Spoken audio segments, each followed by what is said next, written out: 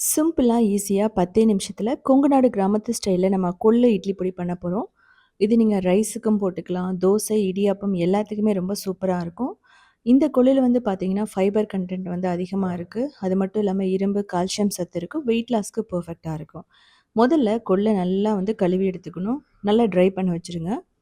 இதுக்கப்புறமா வந்து பார்த்தீங்கன்னா, ஒரு 1/4 கப் பூண்ட வந்து நம்ம தின்னா வந்து கட் பண்ணி வச்சுக்கணும். பூண்டு வந்து ரொம்ப ரொம்ப முக்கியம் இந்த இட்லி பொடிக்கு. இது மாரி பண்ணும்போது சீக்கிரமாவே உங்களுக்கு ரோஸ்ட் ஆயிடும். இப்போ ஒரு 3 டேபிள் ஸ்பூன் கடலை பருப்பு, உளுந்து ஒரு 2 டேபிள் ஸ்பூன் போட்டுட்டு முதல்ல நல்லா ரோஸ்ட் பண்ணணும். தேவைப்பட்டா நீங்க 1 டேபிள் ஸ்பூன் எண்ணெய் ஊத்தி கூட ரோஸ்ட் பண்ணலாம்.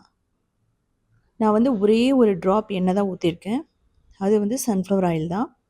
இது லைட்டா ப்ரவுன் ஆகணும். இதுக்கப்புறமா நம்ம கொள்ள போட்டுட்டு நல்லா வெடிக்கிற வரைக்கும் நம்ம ரோஸ்ட் பண்ணணும்.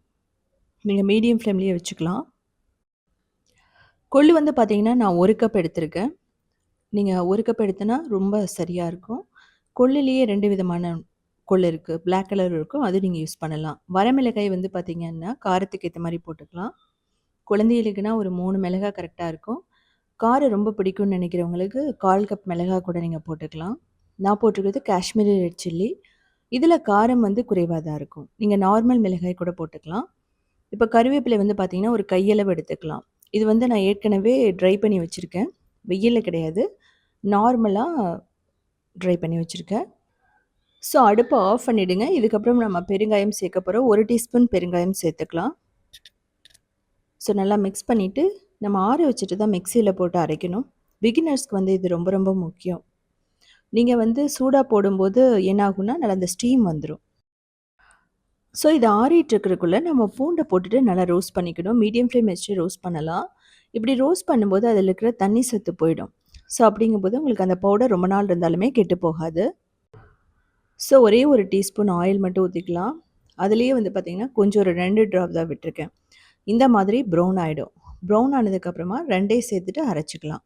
ஃபர்ஸ்ட்டு ஆறுன கொள்ள போட்டு அரைச்சுக்கலாம். அதுக்கப்புறமா நல்ல பவுடர் ஆனதுக்கப்புறம் தான் நம்ம பூண்ட போட்டு அரைப்போம். இதிலேயே தேவையான அளவு உப்பு போட்டுக்கலாம். ஸோ நம்ம பவுடர அரைச்சுட்டோம். இதுக்கப்புறம் பூண்டையும் போட்டு அரைச்சிடலாம். இப்படி அரைக்கும்போது அந்த பவுடர் வந்து ரொம்ப பெர்ஃபெக்ட்டா ரெடி ஆயிடும். ஸோ ஃபர்ஸ்ட்டே போட்டீங்க அப்படின்னா நல்லா இருக்காது. அதாவது கொள்ளும் அரைபடாது. இப்போ நம்ம இத ஆற வச்சிடலாம்.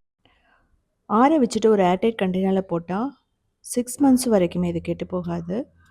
அது மட்டும் இல்லாம பார்த்தீங்க அப்படின்னா, நம்ம ரைஸ் அதுக்கப்புறம் வெரைட்டி ரைஸ் கூட நம்ம யூஸ் பண்ணிக்கலாம்.